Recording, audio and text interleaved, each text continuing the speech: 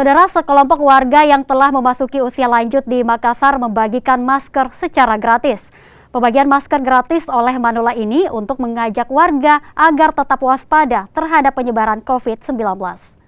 Komunitas berendam. Sejumlah Manula ini mendatangi tempat wisata Pantai Tanjung Bayang. Warga yang kedapatan tidak menggunakan masker diberi masker secara gratis. Bahkan kebanyakan sejumlah pemuda yang kedapatan tidak menggunakan masker. Aksi komunitas Manula ini sebagai bentuk dukungan bagi upaya pemerintah dalam memerangi virus COVID-19. Meski berusia lanjut, mereka tidak pantang menyerah dan tetap semangat menjelajah pantai untuk membagikan masker. Banyak daripada masyarakat kita itu yang tidak sadar ya bahwa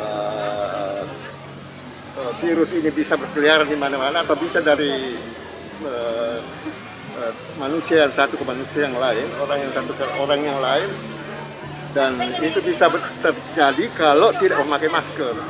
Karena itu komunitas ini sangat mendukung program prokes kesehatan, protokol kesehatan yang dicanangkan oleh pemerintah itu, dan kami dengan ikhlas semua selalu harus memakai masker.